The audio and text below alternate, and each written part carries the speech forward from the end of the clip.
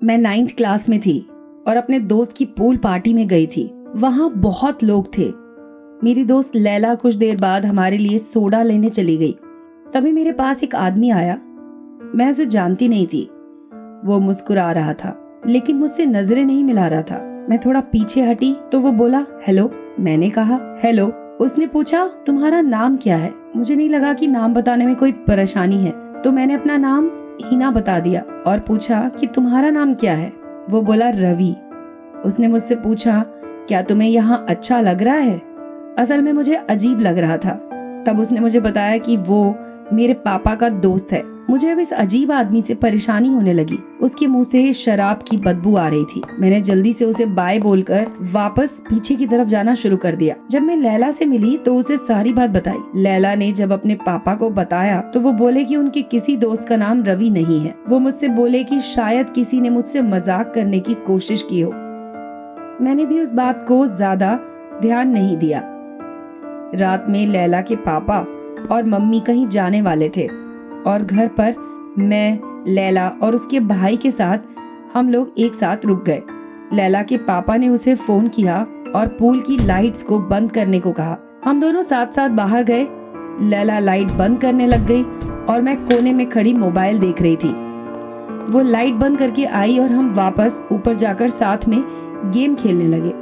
लैला ने मुझे पर्दों को खींचने के लिए कहा और वहां जाते ही मुझे पूल की सारी लाइट दोबारा से ऑन दिखी।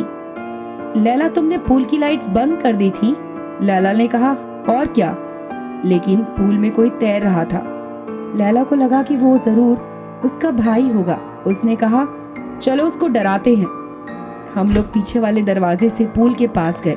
पानी की लहरें हमें अब भी दिख रही थी। हम दोनों उसे डराने के लिए तैयार थे। तभी मेरी नजर ऊपर वाले कमरे की तरफ गई और मैंने उसमें लैला के भाई को देखा। मैंने लैला को भी दिखाया और हम दोनों डर गए। हम लोग अपना फोन ऊपर कमरे में छोड़ आए थे और हमें डर था कि वापस घर में जाने पर वो आदमी हमें देख लेगा। हमें समझ नहीं आ रहा था कि हम क्या करें। हमें वो आदमी भी कहीं नहीं दिख रहा था। मेरी धड़कन काफी बढ़ गई थी। तभी एक हाथ आया और मुझे झटके से दूसरी तरफ उसने फेंक दिया। मैं और लैला दोनों चिल्लाए। मैंने ऊपर देखा और वो रवि था। उसकी मुस्कान काफी डरावनी थी।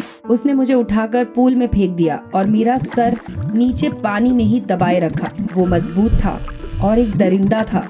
मजा आ रहा है? उसने पूछा। लैला ने तब तक उसके चेहरे पर पैर से वार किया और अपना हाथ छुड़ाकर घर में भाग गई। लेकिन उस आदमी ने अब भी मुझे अंदर डुबो रखा था। जैसे मुझे लगा कि मैं मरने वाली हूँ, मुझे पुलिस की सायरन सुनाई दी।